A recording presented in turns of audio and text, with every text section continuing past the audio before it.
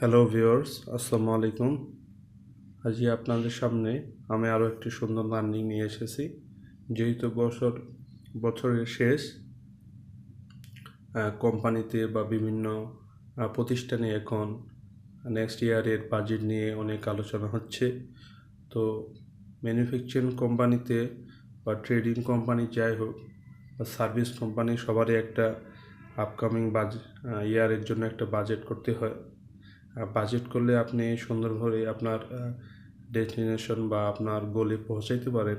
তো বাজেটটা যে কোনো প্রতিষ্ঠানের জন্য একটি সুন্দর প্রক্রিয়া। এটা আমাদের দেশের জন্য যেভাবে হয়ে থাকে, কোম্পানির জন্য এগুলো প্রতি বছরই হয়ে থাকে। তো আপনারা অবশ্যই জিনিসটা খেয়াল করবেন। আমি একটা ম্যানুফ্যাকচারিং কোম্পানি আরএমজি সেক্টরকে বেস করে আজকে কিছু কথা বলবো, আপনাদের অবশ্যই সেগুলো ভালো লাগবে। তো বাজেট 2019-এর মধ্যে প্রথমে বাজেটের কথা আসলে আমরা অনেকভাবেই চিন্তা করে থাকি, কিন্তু বাজেট মূলত প্রফিট, সেল, কস্ট অ্যান্ড এক্সপেন্সের একটি সমন্বয়। আপনারা অবশ্যই যখন বাজেটটি নিয়ে কথা বলবেন বা বাজেটটি নিয়ে কাজ করবেন, তো অবশ্যই এই চারটি জিনিস মাথায় রাখবেন। এই চারটি জিনিস অত্যন্ত গুরুত্বপূর্ণ। এই চারটি জিনিসকে মাথায় রাখলে আপনার কোম্পানি আপনি লক্ষ্যে সুন্দরভাবে পৌঁছাতে পারবেন। তো বাজেট মূলত আপনারা যারা একাডেমিক পর্যায়ে আছেন, তারা এখান থেকে বাজেট কীভাবে করতে হয় সেটা শিখবেন, এবং যারা কর্মরত আছেন, বাজেট নিয়ে কাজ করতেছেন, তাদের এখানে অনেক টিপস পাবেন, হেল্প হবে। আর যারা টপ পর্যায়ে আছেন তাদের তো কথাই নাই, তারা এমনি অনেক জ্ঞানের সমৃদ্ধ। তো আমি আমার ছোট্ট পরিসরে এই ভিডিওটি আপনাদের সামনে তুলে ধরব। যদি ভালো লেগে থাকে তো অবশ্যই শেয়ার এবং সাবস্ক্রাইব করবেন। আমি জানি আপনাদের এখান থেকে অনেক উপকৃত হবেন। তো প্রথমে কমপ্লিট সেট অফ বাজেট, মানে আপনার একটি বাজেট করতে হলে আপনার কি জিনিসগুলো বাজেটের মধ্যে আনতে হয়, প্রথমে এটি আপনাকে চিন্তা করে নিতে হবে। তো বাজেটে মূলত আপনার প্রথমে সেলস ফরকাস্ট বা আপনার কোম্পানি মালিকের বা আপনার একটা গোল থাকতে হবে, আমি কোম্পানিটাকে নেক্সট ইয়ারে কোন জায়গায় নিয়ে যাব, বা আমার যে প্রোডাকশন প্রসেস আছে সেটিকে নেক্সট পর্যায়ে মানে নেক্সট ইয়ারে কোন পর্যায়ে নিয়ে যাব। এই গোলটি সেট করতে না পারলে আপনার অ্যাকচুয়ালি বাজেটটি ফুলফিল বা এফিসিয়েন্সি হবে না। তো আমি বলতে চাচ্ছি মূলত যখন একটি সুন্দর এবং সর্বজন গৃহীত আপনি বাজেট করবেন, তো অবশ্যই এই 9টা জিনিসের উপর বেস করে আপনাকে বাজেটটি দাঁড় করাতে হবে। তো এগুলো সবারই অবগত আছেন, হয়তোবা ম্যানেজমেন্ট বা ম্যান পাওয়ার বা সময়ের জন্য এই জিনিসগুলা সম্পূর্ণ করা হয় না। ছোট্ট একটি সময়ে বা অল্প সময়ের মধ্যে ম্যানেজমেন্টকে বা মালিককে নেক্সট ইয়ারের বাজেটটা কেমন হবে সেটি বলে দেওয়া লাগে, এবং তারা এই থেকেই আবার নেক্সট বছরে বিভিন্ন পদক্ষেপ নেয়। বাজেটের মূল উদ্দেশ্য হচ্ছে এখানে কন্ট্রোল এস্টাবলিশ করা। বাজেট এই নয় যে বাজেট করে দিলাম আবার এভাবে চলতে থাকবে, এরকম হবে না। এটাতে তদারকির মধ্যে থাকতে হবে, কন্ট্রোল এস্টাবলিশ করা লাগবে, তাহলে বাজেটটি যে থিমটি নিয়ে বাজেট করা হয়েছিল সেটি ফুলফিল হবে। তো সেলস বাজেট প্রথমে আপনাদের ক্যাপাসিটির উপর নির্ভর করে আপনাকে সেল টার্গেট ফিক্স করা লাগবে, এবং ক্যাপাসিটিটাকে ডিমান্ডের আপনার বাজারে ট্রেডিং প্রোডাক্ট হইলে বা আপনার কনজিউমার প্রোডাক্ট হইলে বাজারে ডিমান্ড কেমন আছে, ডিমান্ডের উপর বেস করে আপনার সেল ফরকাস্ট করা লাগবে। তো সেল ফরকাস্ট করতে হলে সেকেন্ডে আসে যে আপনার ইনভেন্টরি বা প্রোডাকশন রিকোয়ারমেন্ট কেমন হবে, আপনার কেমন ইনভেন্টরি থাকবে, আপনি মার্কেটে আপনার প্রোডাক্টটা কতটুকু ডিমান্ড ফুলফিল করবে সেই জিনিসগুলো আপনাকে এনশিওর করা লাগবে। তো থার্ড ওয়ান হচ্ছে এই প্রোডাকশন করতে গিয়ে আপনার বিভিন্ন ধরনের কস্ট বা এক্সপেন্সের হয়ে থাকে, সেগুলার আপনার বাজেট করা লাগবে। Material, labour, factory overhead, COGS, COGS, manufacturer schedule, sole schedule মানে সেলস শিডিউল এটি করা লাগবে। আপনার চতুর্থ হচ্ছে মার্কেটিং অ্যাডমিন এক্সপেন্সেস কেমন হবে, আপনার ইনকাম এক্সপেন্সেস অ্যান্ড ট্যাক্স এর উপর কেমন হবে, আপনাকে ইনকাম স্টেটমেন্ট তৈরি করা লাগবে, আপনার ক্যাপেক্স এবং আরডি রিসার্চ এক্সপেন্ডিচারগুলো অ্যাড করা লাগবে, cash receive and disbursement projection করা লাগবে এবং বাজেটেড ব্যালেন্স শিট করা লাগবে। তো এই 9টা জিনিস আপনি যদি সুন্দর করে আপনার বাজেটে যখন করবেন তখন করে ফেলতে পারেন, তো অবশ্যই বাজেটটা আপনার অনেক হেল্পফুল হবে। তো যখনই আপনি সেলস বাজেট করতে যাবেন তখনই আপনার প্রথমে তো আমি বলে নিচ্ছি যে আপনার হচ্ছে মার্কেটে ডিমান্ড কেমন আছে সেটা দেখতে হবে, এবং আপনার ফ্যাক্টরিতে ম্যানুফ্যাকচারিং ফ্যাক্টরি হলে সেখানে আর ক্যাপাসিটি কেমন আছে প্রোডাকশন করার সেই জিনিসটা দেখতে হবে। তো এগুলো নিয়ে বিশদ আলোচনা আছে। ক্যাপাসিটির বাইরে হলে কি করব, ক্যাপাসিটির ভিতরে না থাকলে কি করব, তো এগুলা অনেক আলোচনার বিষয়, সেগুলো এই সংক্ষিপ্ত ভিডিওর মাধ্যমে হবে না। তো আমি তারপরে আপনাদেরকে একটি বেসিক ধারণা দিই। আমি এখানে একটি গার্মেন্টসের বা একটি ম্যানুফ্যাকচারিং কোম্পানির আপনার ডাটা নিয়ে নিছি। তো আপনি যদি ধরেন যে আপনার একটা গোয়িং কনসার্ন, আপনার একটি ফ্যাক্টরি আছে, সেখানে আপনি গার্মেন্টস এর যে প্রোডাক্ট আছে সেগুলো আপনি তৈরি করেন। তো ধরে নিলাম আপনার গার্মেন্টসে 670 জন ম্যান পাওয়ার আছে, আপনার 670 জন ম্যান পাওয়ার 500 মেশিন নিয়ে কাজ করে, 500 মেশিন। এবং আমরা সাধারণতই আপনারা শুনে থাকবেন যে জেনারেল আওয়ার 8 আওয়ার আর +2 হচ্ছে জেনারেল ওভারটাইম ইকুয়াল টু 10 এটা। আর আমাদের যেহেতু উইকলি হলিডে একদিন মানে 1 ডে, তো অবভিয়াসলি দ্য ওয়ার্কিং ডে হবে 25 বা অ্যাভারেজে যেটা আসে সেটাই। আরেকটা হচ্ছে যে আপনারা ম্যানুফ্যাকচারিং কোম্পানিতে গার্মেন্টস সেক্টরে একটা ইফিসিয়েন্সির কথা আছে, সেই ইফিসিয়েন্সিটা এখানে মেজার করতেও পারেন আবার না করতে পারেন। সেটা হচ্ছে আপনার, আমি এখানে ধরে নিয়েছি 55%, আর আপনার এসএম মানে স্ট্যান্ডার্ড মিনিট বা অ্যাভেলেবেল মিনিট যেটাই বলেন, যে কোনো প্রোডাক্ট যখন গার্মেন্টসে একটা অর্ডার নেওয়া হয় তখন অবশ্যই প্রোডাক্টটাকে স্ট্যান্ডার্ড মিনিট এবং এফিসিয়েন্সি এই জিনিসগুলা প্রোডাক্টিভিটি বা আপনার R&D রিসার্চ টিম আছে যারা এই জিনিসগুলো নির্ধারণ করে থাকে যে একটা প্রোডাক্ট কত মিনিটে একটা লাইনে আপনার কমপ্লিট হবে। আমার আগের ভিডিওতে আপনারা অবশ্যই দেখলে বুঝতে পারবেন যে গার্মেন্টস সেক্টরের লাইন বা এসএম প্রোডাক্ট এগুলো কাকে বলে, আমি সুন্দরভাবে আপনাদের সামনে সেগুলো তুলে ধরছি। তো মূলত এই কনফিগারগুলো যদি আপনারা কালেক্ট করতে পারেন তাহলে অবশ্যই আপনার ক্যাপাসিটি আপনি বের করতে পারবেন। তো ক্যাপাসিটি মূলত আপনি 70 জন ম্যান, আপনার হচ্ছে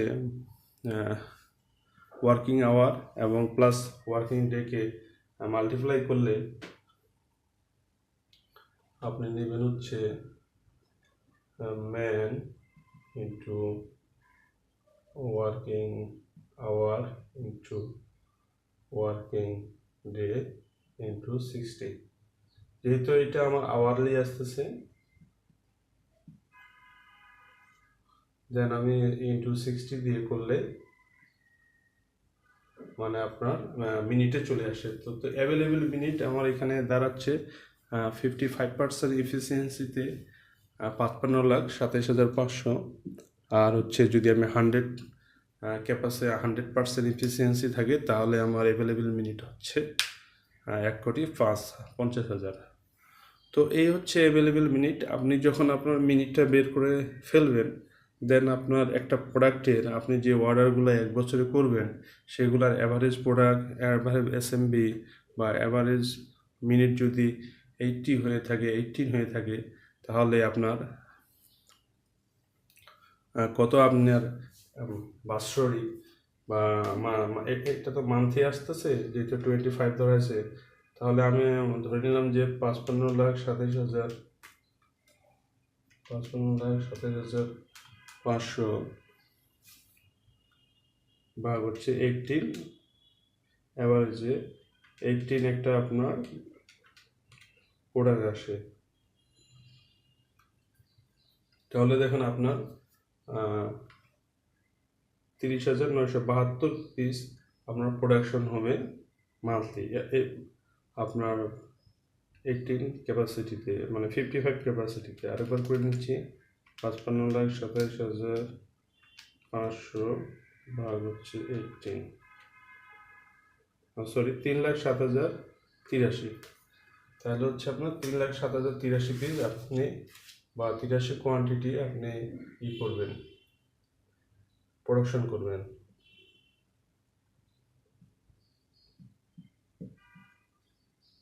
প্রোডাকশন কোয়ান্টিটি ধরুন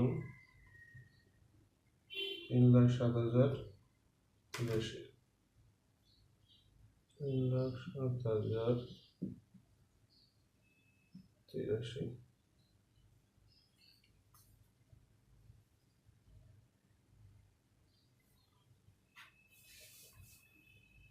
3,07,083 পিস আপনার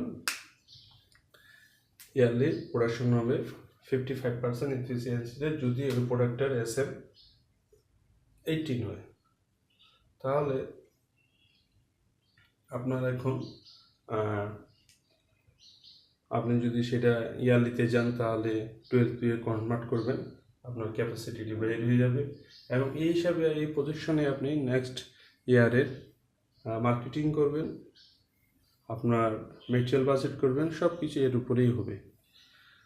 তো এই হচ্ছে তো সেলস বাজেট। ধরে নেন এই প্রোডাক্টটি আপনি বিভিন্ন কান্ট্রিতে সেল করবেন, লোকালি করতে পারেন। তো যদি আমি এখানে এমনি একটা ধরে নিয়েছি, যদি আমার 1,40,000 আমি আপনার যে 3 লাখ, যেহেতু আমার আপনার কি জানি বলে 3 লাখ আমার ইয়ারলিতে হচ্ছে, সরি মান্থলিতে হচ্ছে।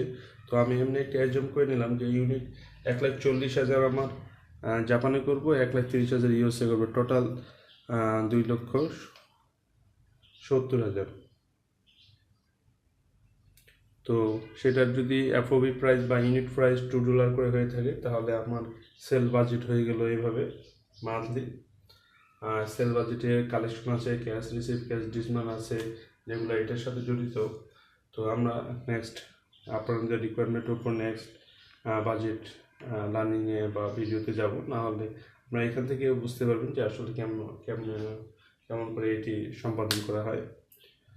তো যেহেতু আপনি সেল বাজেট করবেন, পরক্ষণে আপনার চলে আসে প্রোডাকশন বাজেট। প্রোডাকশন বাজেটে আমি যদি বলে থাকি, সেটি হচ্ছে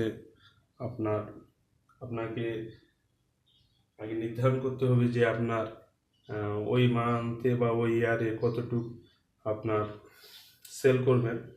তো যদি আমি এখানে দেখি যে আমার সেলস হচ্ছে 2,70,000, তাহলে আমি এখানে ইউনিট রিকোয়ার্ড বলতে পারি 2,70,000।